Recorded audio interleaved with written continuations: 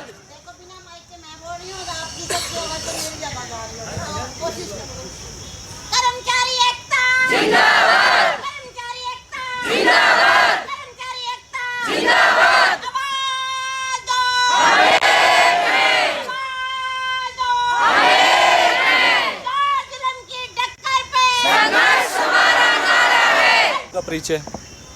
मैं जगत सिंह बिसला, स्वास्थ्य कर्मचारी संघ का राज्य उप प्रधान। ठीक है सर, जो सरकार दावा करती है, मैनेजमेंट दावा करती है कि जितने भी स्वास्थ्य कर्मचारी, चाहे छोटे पद से लेकर बड़े पद तक का ही क्यों ना हो, हर एक कर्मचारी को उस लेवल की सुविधाएं मिलती है जिस लेवल का वो है, ऐसा है वैसे?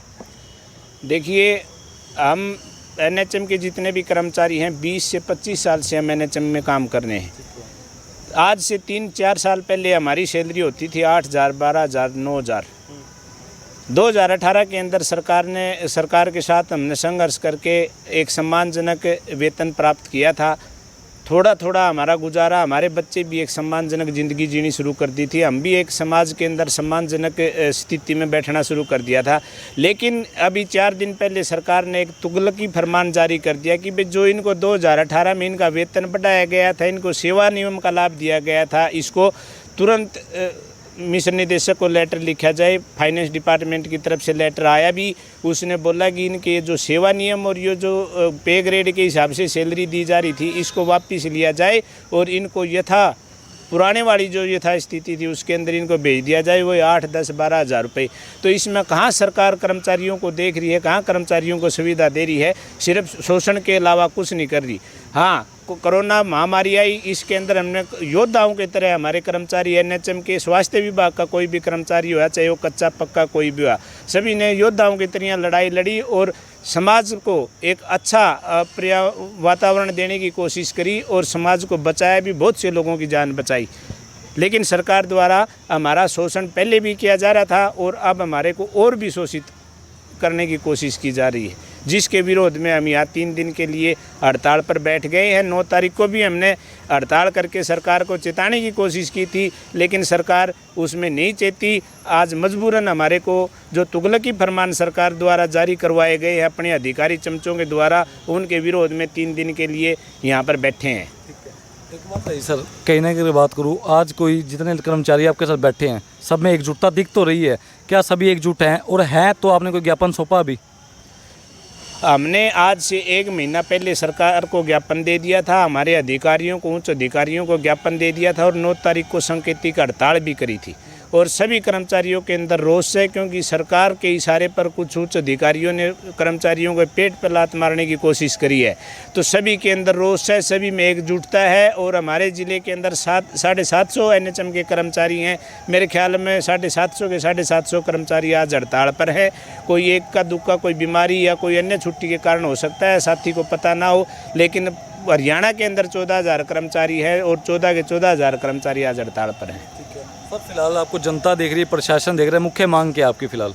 मुख्य मांग हमारी ये है, सबसे पहले तो जो सरकार के इशारे पर एक अधिकारियों ने तुगलकी फरमान जारी किया है, जिसमें हमारे सेवा नियमों को वापस लेने की बात कही गई है। मिशन निदेशक को डायरेक्शन दी गई है कि इनके तुरंत ये सेवा नियम वापस लेने का कोई न कोई प्रबंधन किया जाए। इसका हम विरोध करते हैं और सरकार से मांग करते हैं इसको तुरंत प्रभाव से बगैर किसी कंडीशन को इसको वापस लिया जाए।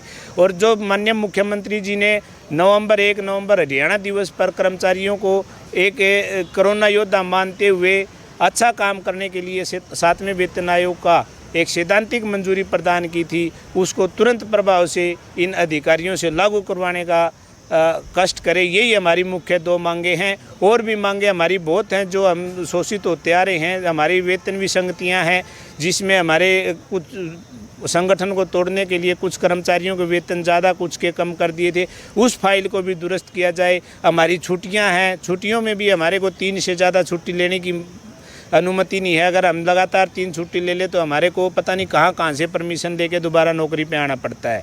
इस प्रकार से छोटी छोटी और मांगे हैं, लेकिन मुख्य मांग हमारी ये है, जो सरकार ने तुगलकी फरमान जारी करवाए हैं उनको तुरंत प्रभाव से बगैर कंडीशन के वापस लिया जाए। नमस्कार सर। नमस्कार सर। अनिल कुमार, जिला अध्यक्ष स्वास्थ्य कर्मचारी संघ, संबंधित भारतीय मजदूर संघ। जी एक बताइए, अब सुर्खियों में एक मामला हाईलाइट होने लगे दोबारा से कोरोना का, कि कोरोना के केसेस दोबारा बढ़ने लगे, टेस्टिंग दोबारा होने लगी है। तो जितने भी कर्मचारी अगर बात करूँ, क्या ऐसा फील नहीं होता अंदर से कि यूज एंड थ्रो वाली बात है, जब समय होता है तब इस्तेमाल किया जाता है, उसके बाद हटा दिया जाता है, निकाल दिया जाता है? सर, जब कोरोना महामारी आई थी ना, तो आपने भी देखा होगा कि माननीय प्रधानमंत्री, देश के माननीय प्रधानमंत्री ने कोरोना वॉरियर्स की उपाधि देकर फूल और थाली बजाकर स्वागत करवाया था। और आपने देखा था कि 1 महीना पहले वही कोरोना वॉरियर 2 महीने लगातार हड़ताल, धरना प्रदर्शन करके सरकार के खिलाफ नारेबाजी कर अपनी नौकरी बचाने की अपील कर रहे थे। और आज हम भी वही कोरोना वॉरियर है। हमने अपनी जान हथेली पर रख कर उस कोरोना महामारी में, उस महामारी का चैलेंज भी किया था और जनता की सेवा भी की थी। हम अपने परिवार से अलग होकर उस देश हित में अपनी ड्यूटियां कर रहे थे। लेकिन अब आप ये देखिए, जो हम ले रहे हैं, जो सुख सुविधाएं सरकार ने हमें दी थी, वो भी छीनने की सरकार कोशिश कर रही है। हमारे पास अब और कोई चारा नहीं है, क्योंकि जब पेट को भूख लगेगी ना, तो खाना खाने से ही भूख मिटेगी। अब हमारे पास सरकार ने ऐसी सिचुएशन खड़ी कर दी है कि अगर आप या तो हमारी बात मान रहे हो या फिर आप घर जाके बैठ जाइए। एक बात कहिए, क्या लगता नहीं आपको कि ऐसा कल्चर ही बन चुका है कि हर चीज़ के लिए धरना प्रदर्शन करना पड़ता है, भारत में खास तौर पर? मजबूरी है सर। सरकार अधिकारियों की आपस की अंडरस्टैंडिंग है या नहीं है, ये तो अलग बात है, लेकिन हम फील्ड में वो लोग हैं जो सरकार की हर पॉलिसी को इम्प्लीमेंट करते हैं, हर एक नागरिक तक उस पॉलिसी को पहुंचाते हैं। लेकिन जब सरकार हमारी पॉलिसी पर विचार गहनता से विचार नहीं करेगी, हमें प्रताड़ित करेगी, तो हमें वो मजबूरी में वो सारी चीज़ें करनी पड़ती हैं, सरकार की खिलाफत करनी पड़ती है। वरना हम वो कर्मचारी हैं जो राष्ट्र हित में, देश हित में काम करने वाले हैं। आप हमारे बैनर पर भी देख सकते हैं, राष्ट्र हित में करेंगे काम, काम के लेंगे पूरे दम।